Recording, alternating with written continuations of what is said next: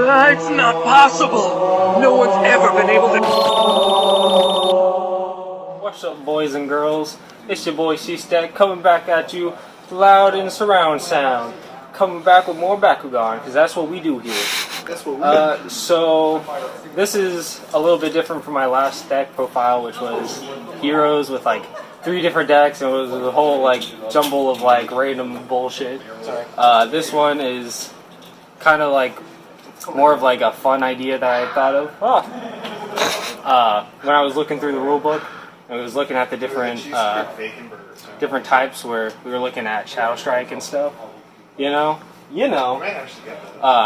And there was the FrostStrike one, where for as many FrostStrike counters your Bakugan had, your opponent's flip cards would cost that much more to play.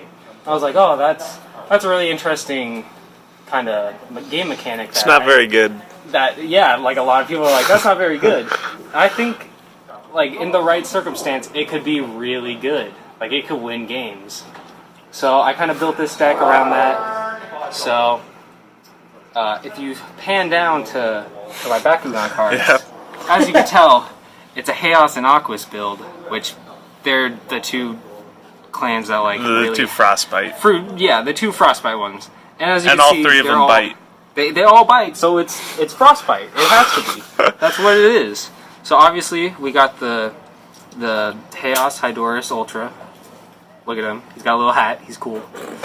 You got the Aquos Hydorus Core. The little seal boy right there. And then you got the Haos Howlcore. So Haos Howlcore, his base ability is that if you land on a Helix, he gets +4 damage. And if you could tell, you're playing 3 Helixes, so there's a pretty good chance of you like being able to land on it if you're good enough at rolling, to where that's pretty consistent. Which that alone, honestly, is pretty good. You know. So those are the Bakugan. Now for Evos, we're playing 2 Maximus Hydorus Ultra. Another card that whenever we buy a whole bunch of packs and we try to pull cards and stuff that we're like, oh, this card's broken, we pull a shit ton of these. And like, we look at them, we're like, this card's bad. It costs 7 and it only has 1,000 and blah blah blah. But in the current game that we have right now, it's one of the only cards that allows you to shuffle from your discard pile back into your deck. Which, as you know, like, your deck is your life points, and if you're able to re-energize your life points, that can kind of save you games, like, pretty easily. And, like, recycles back your resources or, like, whatever you need. So that's pretty crazy. And that's, like, another card that I've been looking at that I'm like, oh, that could be really good in the right deck. So, like, why not put it in this one, you know? Make some magic happen. So, we play those 2, then we play 2 Titan Howlcore Ultras. This Titan is, like, honestly, I think is pretty crazy. Like, it's base 1,305 damage, and then if you land on a Helix, you get 6 extra damage. You're already playing 3, not including if your opponent plays any. You know, which just bumps that ratio up, which, like, in this deck where you're not, like, specifically going out, like, trying to give damage bumps, like, that's pretty helpful with doing some, like, finishing damage or, like, consistent damage. Next is going to be Hyper Hydorus for the Hydorus Core. For this card, I've kind of been doing a Stacy's choice, going back and forth between it and the Diamond Hydorus, where the Diamond Hydorus costs 5, has base 10,000 and 10 damage. 10,000?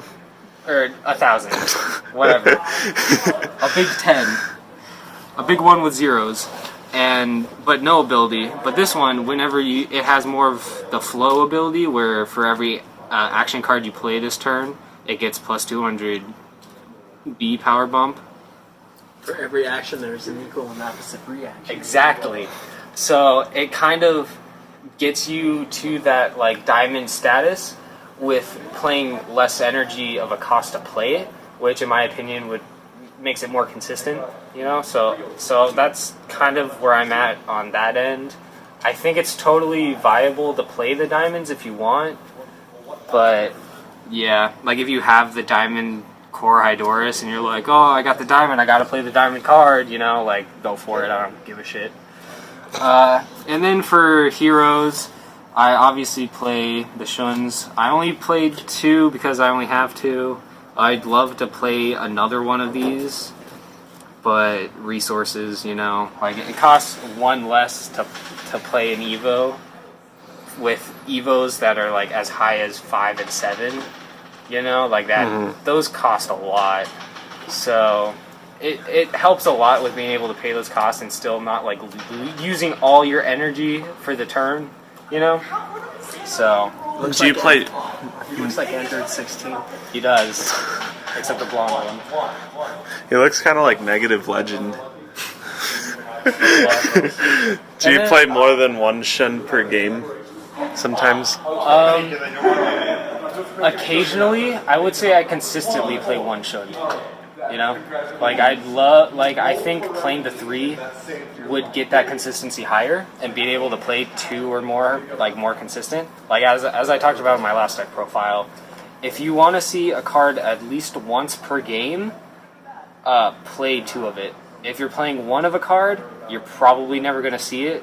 And play 3 if you want to see the card as much as you can, or as much as you're like possibly able to. So why don't you play this at 3? That's basic ratios, Danny. No, not for this game. That's true, but like that's basic ratio for any game where you have like a deck of 40 cards. Not necessarily. Because in other games, because this game is different. Because, all right, we're gonna get into it. Little spiel. Because this game, you're gonna be milling a lot of cards from damage or whatever happens, you know. So if you're milling a lot, your cards that you're playing 1-ofs, you're probably never gonna see it. Like 9 out of 10 times, guaranteed, you're never gonna see it. If you do want to see it, but you don't want to clutter your deck, play 2 of it. That's all I'm saying. That's why this game is different. Because if you're playing like Yu-Gi-Oh or something, and you play 1-ofs, you're still probably consistently going to be seeing that card, just like not as consistently as your 3s, but you're still going to see it. That's where this game differs. Back to the deck profile. Okay, so more heroes. We play this hero called D. So I There's honestly, so much going on right now. I know, there's so much shit. So this card, honestly, underrated, especially for Frostbite decks. Okay. So it costs 4, Oh, which his name's D. yeah, it's DD, and I play 2. So it costs 4, which is pretty consistent for heroes, you know. But it gives your Bakugan +1 Frost. So basically, if you're doing team attacks and you have that on the board, you have 3 Frost. That's insane. That's crazy. The basic non-stops cost 3, and that bumps it up to 6. They're never gonna play those, or they just can't. Like end of story. Like that's crazy. That's so. Unless good. they're Ventus. Unless they're Ventus, but other than that, like that's crazy. But Ventus, like they can stop with just having enough energy, anyways. So like that's still crazy. If you have 2 out, they can't.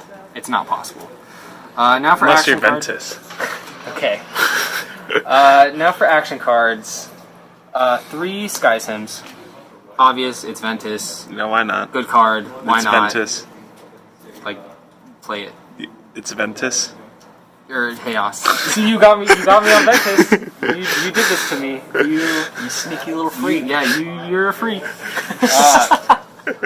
2 super shots, best 1 cost in the game. 1 cost +3. Crazy. Insanity. Well, Best 1 cost B power bump in the game. yeah. How about that? Then 2 cycling light to +2, put it back in the bottom of your deck. You know, pretty good.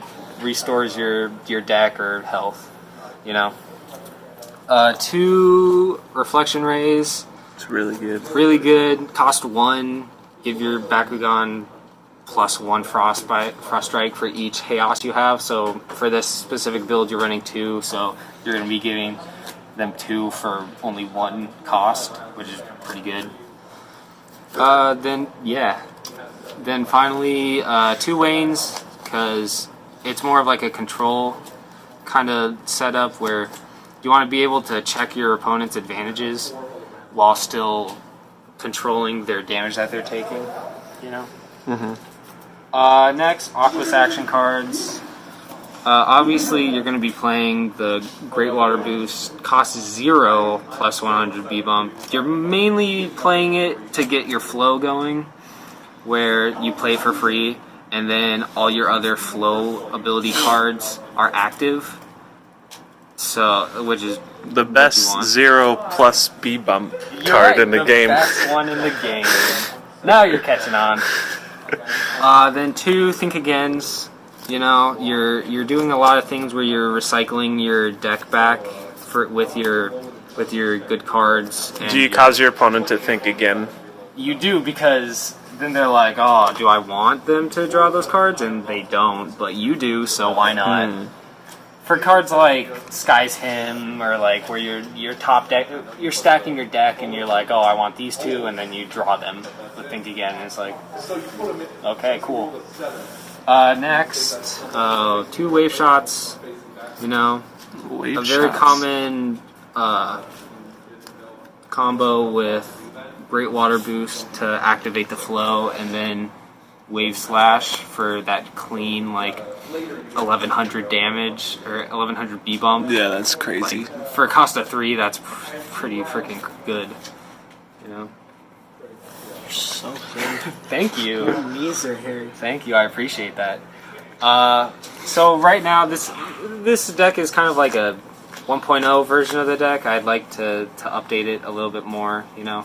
But right now, only 1 Whirlpool, cost 3, give it extra 3 damage, and if flow is active, you give your Bakugan +3 FrostStrike, which is insane.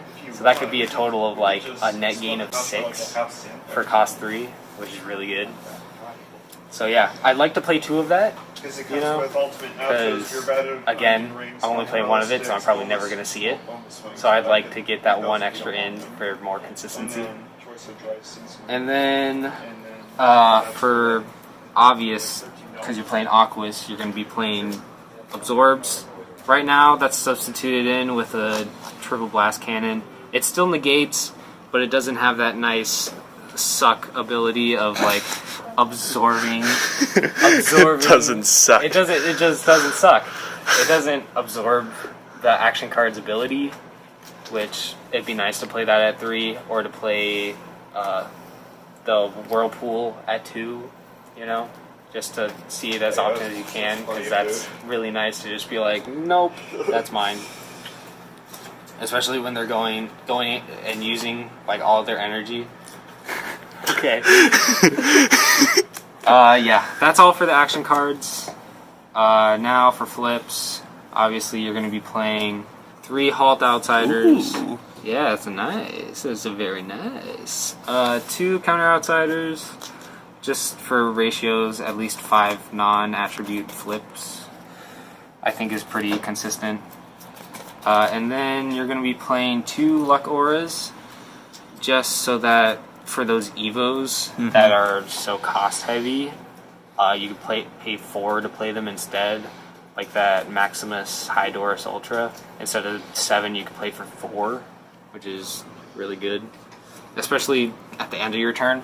And then you'll just regain that energy, you know, if that's like towards the end of the damage that you're taking. And then the last one, Brain Geyser. Because when you're taking like 11 or like 11 to 15 from a team attack and you're losing all those cards, it kind of sucks. But if you can add them to your hand, you know, you're technically plussing. So why not, you know? Yeah. But yeah, that's the deck. Comment down below if you have ideas, you know. It's still a work in progress. But yeah, play Bakugan. Go out, do things, smell the roses. Bye.